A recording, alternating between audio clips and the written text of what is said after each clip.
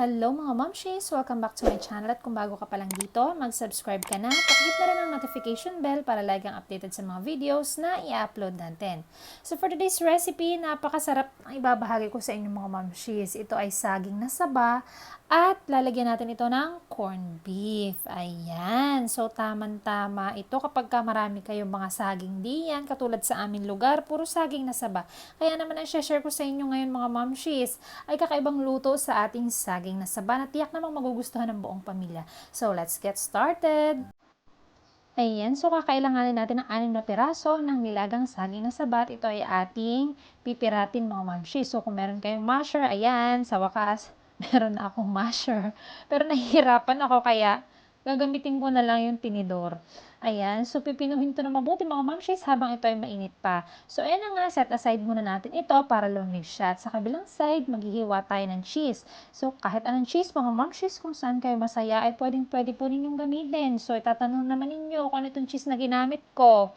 Eden po ito. Ayan.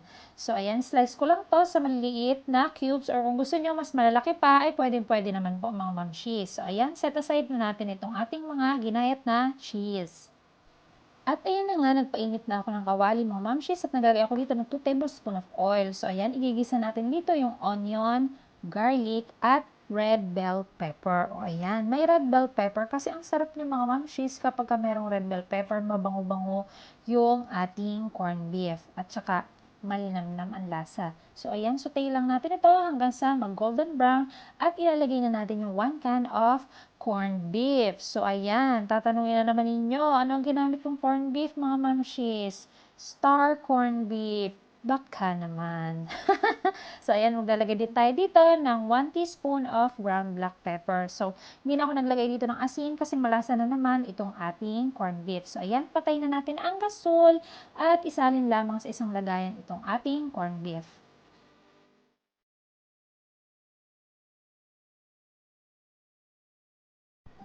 Ayan, so malamig na yung ating pinirat na nilagang saging na saba mga mamshis. So ayan, haluin lang ulit ng mabuti and then titimplahan na natin ito ngayon.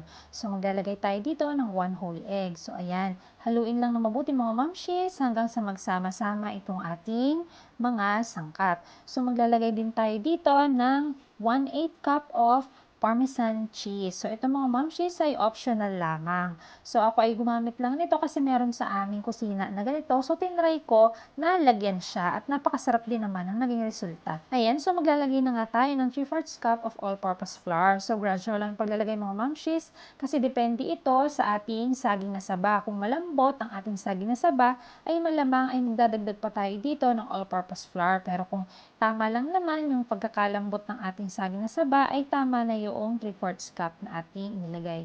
So, ayan ang consistency na hinahanap natin ay ganito. So, ayan, simulan na natin ang procedure. At ito na nga ating mga ingredients, cheese, breadcrumbs, at saka yung ating corned beef at saging na saba mixture.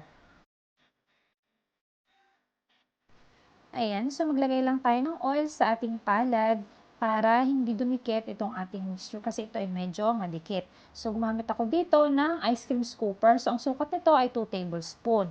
So, ayan, atin lang itong bibilugin at palalapadin. Yan. So, ilalagay naman natin dito ngayon yung ating corned beef.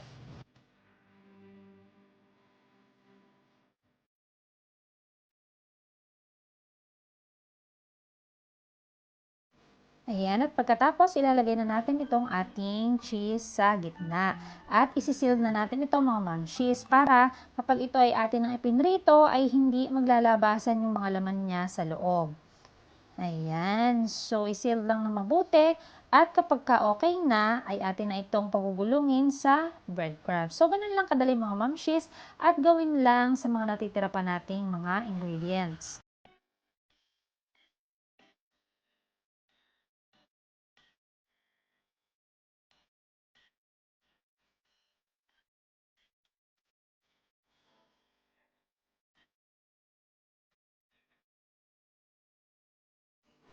Ayan, at habang tinatapos natin ang pagbibilog nitong ating saging na saba mixture, ay palambing naman mga momshies, pakisali na rin po tayo sa ating Facebook page, Mommy Ray. So magkakaroon po tayo dito ng mga pag-giveaway para sa ating mga masusugid na supporter at sa ating mga top fan. So paano maging top fan? Kailangan po masipag kang manood ng ating recipe, mag-share, mag-like at mag-comment.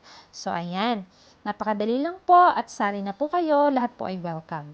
So, ayan, natapos na po tayo sa pagbibilog nitong ating mga banana balls at ready na po itong iprito. So, ayan, nagpainit na po ako dito ng mantika. So, kung gusto nyo po ay deep fry, ay pwede rin naman. So, ipiprito natin ito sa medium heat lamang para hindi po ito agad masunog. At pag golden brown na ito, ay pwede na natin itong hanguin sa apoy.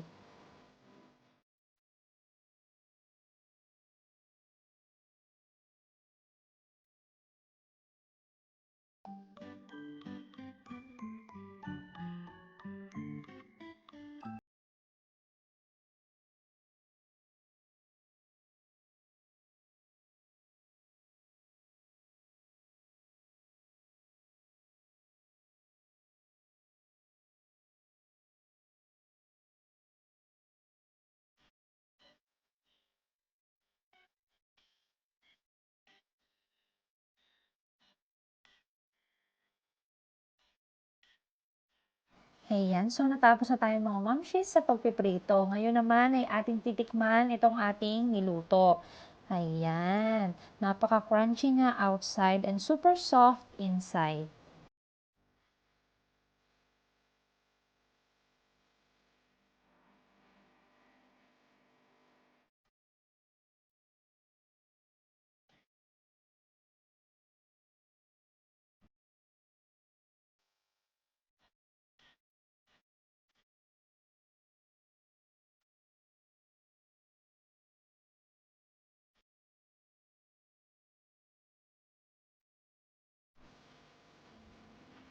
Sobrang sarap ng mga mamshis. Hindi mo akalain na meron siyang saging na saba. So, ito na nga ang ating cheesy banana corned beef bun. Kung nagustuhan mo ang recipe na ito, paki-like, share, and subscribe. Thank you for watching!